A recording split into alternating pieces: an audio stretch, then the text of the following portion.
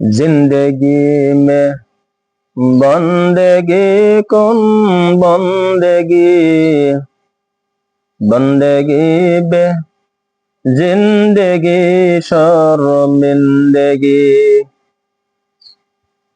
আল্লাহ তাআলা এই যে একটা মাহে রমজান, রোজার মাস আল্লাহ আনলো, এটা কিন্তু অনেক মানুষের শেষ রমজান, অনেক মানুষের শেষ রমজান। গতবার রমজানে যারা ছিল, কিছু মানুষ এই রমজান তারা পাইল না, আবার কেউ রমজান পাইছে, ঈদ পাবো না। ঈদের জন্য মানুষ মারা যায় না, আমরা দেখতেছি আর কি। এটা হলো আল্লাহর খেলা। মানুষকে যেভাবে যতটুকু আল্লাহ হায়াত দিছে ততটুকু সে বাঁচতে পারবে, তারপরে খাতাবাটি গোটায়া আল্লাহর কাছে চলে যেতে হবে। খাতাকে আমার নামায় আমল নামা আল্লাহ আমার সাথে চলে যাবো। যাই হোক, আল্লাহ রাব্বুল আলামিন বলেন, ও আমার বান্দারা, 11-12 মাসের মধ্যে আমি তোমাদের মাঝে একটি মাস আমি রেখে দিয়েছি, সেটা হলো পবিত্র মাহে রমজান। এই রমজান মাসে যদি কেউ একটা ফরজ ইবাদত করে, আমি অন্য মাসের তুলনায় আমি 70টা ফরজের সমতুল্য সওয়াব তার আমলনামায় লিখে দেব। সুবহানাল্লাহ। এই রমজান মাসে যদি একটা নফল ইবাদত করে, আমি অন্য মাসে আমি একটা ফরজের সমান সমতুল্য তার সওয়াব আমলনামায় লিখে দেব। সুবহানাল্লাহ। চিন্তা করছেন? আর এই রমজান মাসে এমন একটি রাত আছে, এই রাত্রে যদি কেউ রাত্রে জাগরণ করিয়া যদি আল্লাহর ইবাদতের উদ্দেশ্যে রাত্রে জাগরণ করে, আল্লাহ তাআলা জিকির আজগার করে, কোরআন তেলাওয়াত করে, আমি এই রাত্রকে আমি করে দিয়েছি লাইলাতুম খায়রুম মিনাল আলফি শাহর, আমি 1000 মাস অপেক্ষা উত্তম আমি এই রাতকে করে দিয়েছি। সুবহানাল্লাহ। 1000 মাস, 1000 মাস কত বছর চিন্তা করছেন? 84 বছর, 84 বছর, 1000 মাস। তাহলে একটা মানুষ 1 বছর যদি সে ইবাদত করে, একটা রাত যদি ইবাদত করে, 84,000 বছরের সমতুল্য সওয়াব তার আমলনামায় আল্লাহ লিখে দিবেন। সুবহানাল্লাহ। আর এই লোকটা যদি 60 বছর বাঁচে, 60 পূরণ 84, হিসাব করেন। আগেকার নবীদের উম্মতেরা এই জমিনে তারা 500, 1000, 1000 বছর পর্যন্ত জীবিত থাকছে, কিন্তু ইবাদতের তুলনায় আমাদের চাইতে তারা কম। কারণ এক রাত যদি আমরা ইবাদত করি, 1000 বছরের সমান সওয়াব পেলাম, তাও আরো বেশি। আল্লাহ করেছে কি লাইলাতুম খায়রুম মিন আলফি শাহর, অর্থাৎ 1000 মাস অপেক্ষা উত্তম, ভালো, আরো উত্তম, শ্রেষ্ঠ। চিন্তা করছেন? আল্লাহ রাসূল সাল্লাল্লাহু আলাইহি সাল্লাম বলেছেন, আমার উম্মতের মধ্যে যখন এমন একটি মাস উপস্থিত হবে, উপস্থিত হওয়ার পরে পরে যদি সেই লোকটি যদি সেই মাসে যদি রমজান মাসে যদি তার নিজের গুনাহ যদি মাফ করতে না পারে, সেই ব্যক্তি ধ্বংস হয়ে যাক। আল্লাহ রাসূল বলেছেন আমিন, ধ্বংস হোক।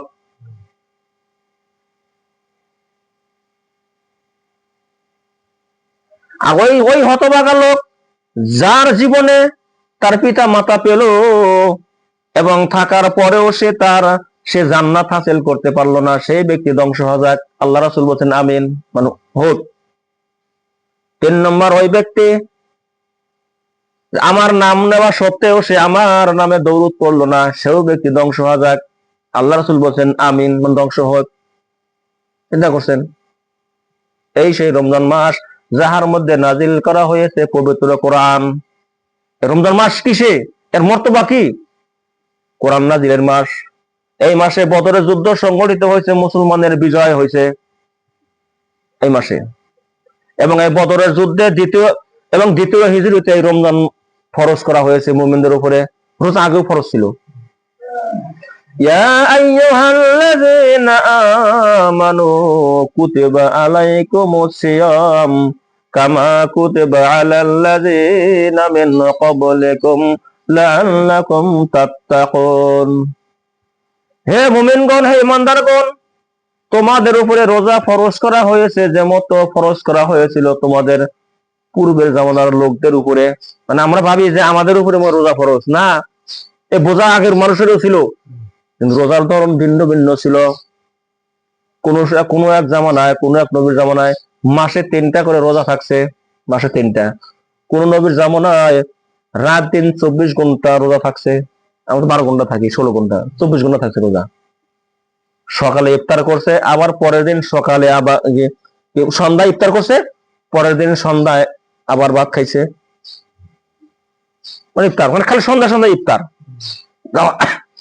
আর কোন মানুষ যদি ইফতারের আগে মুহূর্তে যদি সে ঘুমিয়ে যেত, ঘুমিয়ে পড়ার সাথে সাথে যদি ইফতারের সময় যদি পার হয়ে যেত, আর সে খেতে পারতো না, পরের দিন সন্ধ্যাবেলায় তার খেতে হবে। আল্লাহ রাসূলের জামানায় একজন সাহাবা রাদিয়াল্লাহু তাআলা আনহু সারাদিন খেত খামারে কাজ করছে, শরীরটা অত্যন্ত ক্লান্ত হয়ে গেছে। বাড়িতে এসে তার বিবিকে বলল, কিছু আছে কি ইফতারের জন্য? তার বিবি বলল, কিছুই তো নাই, তুমি অল্প দাঁড়াও, আমি কিছু ব্যবস্থা করে আনছি। যখন ব্যবস্থার জন্য বাহিরে গেল, এসে দেখে তার স্বামী ঘুমিয়ে পড়েছে। এই ঘুমিয়ে পড়ার সাথে সাথে টাইম পার হয়ে গেছে ইফতারের, আর সে খেতে পারতো না। বন্ধু, আর খাওয়া দেবো না, গুনাহ হবে, পাপ হবো, এই নিয়ম ছিল। তখন আল্লাহ তাআলা কোরআন আয়াত নাযিল করে দিল যে না, রমজান মাসের রাত্রিতে তোমাদের জন্য সবকিছু হালাল করে দেওয়া হয়েছে। সবকিছু হালাল। ইফতারের পরের থেকে নিয়ে, ইঙ্গিতে বুঝে নিও, ইফতারের পরের থেকে নিয়ে সবে সাথে পর্যন্ত তোমার জন্য হালাল। কি চাই করো, অসুবিধা নেই, কিন্তু তোমার পবিত্রতা হাসিল করবা সেহরি খাওয়ার আগে। আগের মানুষ এরকম ছিল না। পারলে সে বিরত থাকাই ভালো, নিজের জন্য ভালো। কারণ সারাটা দিন মানুষ রোজা থাকে, শরীরটা ক্লান্ত হয়ে যায়। তার উপর যদি সে বোঝা চাপা নেয়, তাহলে বোঝাটা জুলুম হবেই। সেই জন্যে তাহলে রোজা কি জাহান্নামের ঢাল শুরু, অস্ত্র, জাহান্নামকে নিভিয়ে দেওয়ার অস্ত্র। রোজা গুনাহ মাফের মাস, রোজা রহমতের মাস, রোজা মাগফিরাতের মাস। বছরে একবার আসে, আবার চলে যায়। একবার সে পায়, কত মানুষ পায়, আবার সে পায় না। হতভাগা ওই লোক, রমজান মাস আসলো, সে গুনাহ মাফ করতে পারলো না। কারণ সব কাজে 70তে গুণ করা হবে। সুবহানাল্লাহ। নেক আমল যেই করবে, একটার বদলিতে 70টা করে তার আমল নামায় লেখা দেওয়া হবে। সুবহানাল্লাহ। এর সময় সহজ আছে কি? দ্বিতীয় হিজরতে রমজান মাস খরচ হয়েছে 30টা রোজা। আল্লাহ রাসূল সাল্লাল্লাহু আলাইহি ওয়াসাল্লাম মেরে জামানায় তিনি 10টা রোজা রাখতেন, মুহররমের 10টা রোজা। যখন এই রমজান মাস ফরজ হইল 30টা রোজা, অমনি ওটা মনসুখ হয়ে গেল। কেউ চাইলে থাকতে পারে নফল হিসাবে, যদি কেউ থাকতে না পারে, কোনো গুনাহ নাই, পাপ নাই, থাকে থাকুক, অসুবিধা নেই। ওবাকে সারা বছর থাকুক 5টা বাদ দিয়ে, বছর 5টা হারাম না? 2 ঈদ আর কুরবানি ঈদের পরে 3 দিন, 5টা হলো না? 5টা বাদ দেয়, সারা বছর থাকে, অসুবিধা নাই। সবচাইতে ভালো শ্রম ছিল দাউদ আলাইহিস সালামের। তিনি একদিন ভাঙতেন, একদিন করতেন রোজা। আর এটা খুব কঠিন না? একবার এই যে আমরা যে লাগালাগি রোজা থাকতেছি না, এই 2-4টা থাকলে অভ্যাস হয়ে গেল, অসুবিধা নাই। আর যদি একটা থাকলাম, একটা ভাঙলাম, তারপর দিন কষ্ট হবো, তোমরা নাই হবো। হযরতে দাউদ আলাইহিস সালাম তিনি এভাবে রোজা রাখতেন সারা বছর। এখন যদি কেউ মানসিক করে আমি সারা বছর রোজা রাখবো, মানুষের ভুল হয়ে গেল, তাহলে 5টাও থাকবো তাহলে নাকি? আমি সারা বছর রোজা থাকবো, তাহলে 5টাও থাকবো। এখন 5টা হারাম। ওই জন্য কোনো কাজে নিজের উপরে জুলুম করে নিতে নাই। তাহলে নিয়ত করলো সারা রাত ইবাদত করবো, তো ঘুম পারবো কখনো? আচ্ছা আমরা জানছি, আলেমুল আমাদের শুনছি, সবকিছু জানছি যে ঘুমটা একটা ইবাদতের মধ্যেই পড়ে না? ওয়াজআলনাল লাইলা লিবাসা ওয়াজআলনান নাহারা মাআশা। আমি রাতকে করে দিয়েছি আবরণ, তাহলে তোমরা বিশ্রাম নিবে। দিনকে করে দিয়েছি জীবিকা, তাতে কাজকর্ম করবে তোমরা। দুইটা জিনিস আল্লাহ দিচ্ছেন, তাই না? আল্লাহ বলছেন যে রাতের কিছু অংশ ইবাদত করে, তারাবি পড়ি যে আমরা, রাতের কিছু অংশ না পড়লাম, আমার হারা রাত পূর্ণ আল্লাহ না করছে, পড়তে পারবা, নিষেধ করে না। কিন্তু তোমার এভাবে 2-4 দিন পড়তে যদি ঘুম না পড়ো, তোমার ব্রেন হয়তো ক্ষয়, ব্রেন নষ্ট হবো। ভাষা আল্লাহ আল্লাহ কইতে করলে কবো যে আনাল্লাহ, লাস্টে কবো আমি আল্লাহ, এই কথা কবো না, ব্রেন যদি সুস্থ না থাকে। ওই জন্য জিকির সুস্থ মেজাজে করতে চাই, আল্লাহ স্মরণ। জিকির ওটাকেই বলা হয় সবসময় আল্লাহকে স্মরণ। আজকে আবার শুক্রবার নামাজ পড়তে এসেছি, আল্লাহর স্মরণের জন্য আসছে। এটা তো সূরা জুমার মধ্যে কথা আছেই, ইয়া আইয়ুহাল্লাযীনা আমানু ইযা নুদিয়া লিস-সালাত মিন ইয়াউমিল জুমআতি ফাসআউ ইলা যিকরিল্লাহ। হে ইমানদারগণ, আচ্ছা আমরা দাবিতে সবাই ইমানদার নাকি? না, ঈমান নাই। দাবি করি তো ঈমান আছে নাকি? ঈমানের দাবি করি, থাকে চাহে থাক বা না থাক, আল্লাহর কাছে ঈমানের দাবি করছি, আমরা ঈমান আনছি। আর আল্লাহ আমাদেরকে ডাক দিয়েছেন, হে ইমানদার। এই ডাকটা তো ভালোই, কি কাজ করি করি আল্লাহ আমাদেরকে ডাক দিয়েছেন, ইমানদার বলেই ডাক দিয়েছেন। ইয়া আইয়ুহাল্লাযীনা আমানু, হে ইমানদারগণ, তোমাদের যখন ডাকা হয় শুক্রবারের দিন, জুমার দিন সালাতের জন্য, তোমরা কাজকর্ম ফালা দিয়া, ব্যবসা বাণিজ্য ফালা দিয়া তোমরা মসজিদে জমায়েত হও। আর এতে অত্যন্ত এত কল্যাণ আছে, তোমরা যদি জানতে, তোমরা জানো না এত কল্যাণ আছে, চিন্তা আছে। এখন এই রমজান মাস রহমতের মাস, এই রমজান মাস বরকতের মাস, মাগফিরাতের মাস, জাহান্নাম থেকে মুক্তির মাস। আপনারা এই কথা শুনছেন না? একটা লোক পাহাড় বরাবর এবার গুনাহ করছে, পাহাড়। যেমন আবু সুফিয়ান রাদিয়াল্লাহু তাআলা আনহু,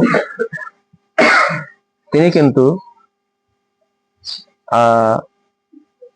এই যে আমির হামজা রাদিয়াল্লাহু তাআলা আনহু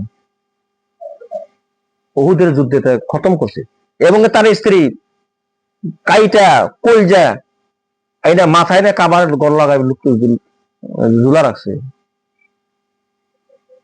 আর সেই লোক কি করে মুসলমান হয়? সেই লোকটা মুসলমান হয়ে গেল গা, তার সামনে আয়াত নাযিল হয়েছে। কোন আয়াত নাযিল? সূরা জুমার, কুল ইয়া ইবাদিয়াল্লাযীনা আসরাফু আলা আনফুসিহিম, বলো আমার বান্দাদেরকে, আমরা আল্লাহর বান্দা না, আল্লাহ বলতেছেন বলো আমার বান্দাদেরকে বলো, আল্লাযীনা আসরাফু আলা আনফুসিহিম, যারা নিজেদের জন্য নিজেদেরকে অত্যাচার করেছে, জুলুম করেছে, গুনাহ করেছে, নিজের নফসের প্রতি জুলুম করছে মানুষ। লা তাকনাতু মির রাহমাতিল্লাহ, আল্লাহ তাআলার রহমত থেকে যেন নিরাশা না হয়। কি করে আমরা নিরাশা হবো না? কি গুনাহ আছে, কত পাপ আছে, কিন্তু ফিরে আসতে হবে, তওবা করে ফিরে আসতে হবে, আর দ্বিতীয়বার করা যাবে না। খালেস তুবু ইলাল্লাহি তাওবাতান নাসুহা, তোমরা আল্লাহর কাছে ফিরে আসো খাঁটি ভাবে, খাঁটি তওবা করো। আলাদা তওবা করে লাভ নাই, কারণ এখন করবো আবার ফেরাত কাজ করবো, ওটা কি হলো? পুরোপুরি ভাবে ফিরে আসো পরিপূর্ণ। আচ্ছা, তখন যখন আয়াত নাজিল হলো, তখন এই আল্লাহ রাসূলের সামনে এই লোকটা আবু সুফিয়ানের স্ত্রী, আবু সুফিয়ান বললো যে উনি আল্লাহ রাসূলের সামনে যান, আল্লাহ রাসূল সাথে দেখা করতে চায়। আল্লাহ রাসূল নিষেধ দিল যে উনি যেন আমার সাথে সঙ্গে আমার সামনে দেখা করে না, দেখা করলে আমার চাচার কথা মনে হয়। আল্লাহ তাকে মাফ করে দিছে, তার সামনে আয়াত নাজিল হয়েছে। কিন্তু এই লোকটা যদি আমার সামনে এসে, অটোমেটিক্যালি আমার চাচার কথা মনে হয়, আমির হামজা। ওই যে উহুদের যুদ্ধে 4-5 টুকরা দিয়ে তারা কলজা চাপা খাইছে, এরকম অবস্থা। মাথায় না কাবা শরীফের মধ্যে লকটা রাখছিল। এই আবু সুফিয়ান নাম শুনলে আবু রাদিয়াল্লাহু তাআলা আনহু পড়তে লাগে, ঈমান আনছে পরে। দৃষ্টান্তমূলক। শিরিক করছে, বেদাত করছে, ফিরে আসতে হবে। কিন্তু এগুলো নিয়ে যদি মানুষ মারা যায়, রক্ষা পাওয়ার কোনো উপায় নাই, কোনো উপায় নাই। আল্লাহ বলছেন যে সারা পৃথিবীর মানুষ ইস্তাগফির লাহুম আও লা তাস্তাগফির লাহুম ইন তাস্তাগফির লাহুম ৭০ মাররাতান ফালা ইয়াগফিরুল্লাহু লাহুম। আল্লাহ বলছেন, সারা পৃথিবীর মানুষকে বলছেন, তুমি তাদের জন্য মাফ চাও আর না চাও, তুমি ৭০ বারও চাও, মাফ করা হবে না। কারণ ঈমান নিয়ে মারা যায় নাই, কুফরি শিরক বেদাত নিয়েই মারা গেছে। সংশোধন হওয়ার অনেক সময় ছিল, ৮০, ৭০, ৮০, ১০০ বছর সময় দিয়েছিলাম, সংশোধন হয় নাই। ফেরাউনও বলেছিল, কি বলেছিল ফেরাউন? আমানতু আন্নাহু লা ইলাহা ইল্লাল্লাযী আমানাত বিহি বানু ইসরাঈল। আমি ঈমান আনলাম। আর যে ঈমান আনছিল মুসার কওম, যে জাতি, যে আল্লাহর প্রতি এক আল্লাহ, ওর প্রতি ঈমান আনলাম। ওয়া আনা মিনাল মুসলিমিন, আর আমি মুসলমান হইলাম। আল্লাহ বললেন আল আন, এখন দেরি হয়ে গেছে। কারণ তুমি তো আজরাইল দেখছাও ডুবো ডুবো অবস্থা। আমরা যেন এই সময় আসার আগে যেন আমরা সতর্ক হই, এই সময় আসার আগে যেন আমরা আল্লাহর কাছে ফিরে আসি নাকি। কিন্তু একটা কথা আল্লাহ বলতেছেন, ওয়ালাইসাতে তাওবাতু লিল্লাযিনা ইয়ামালুনা সাইয়্যা, তওবা তাদের জন্য নয় যারা অপরাধমূলক কাজ করতেই থাকে, হাত্তা ইযা আহাদাহুল মাউত, যখন অবশেষে যখন তাদের মধ্যে মৃত্যু এসে উপস্থিত হয়, তখন সেই লোকটি বলে ইন্নী তুবতুল আন, হে আল্লাহ এখন তওবা করছি। আর না করলাম নাই, কি অপরাধ করছি, এখন তো একটা বিরাট মুসিবত আজরাইল দেখা যায়, মৌত হবো এখন, ইন্নী তুবতুল আন। তাহলে এই লোকটাকে বোঝা যাইতেছে বারবার সংশোধন হওয়ার সময় আল্লাহ দিছিল না নাই?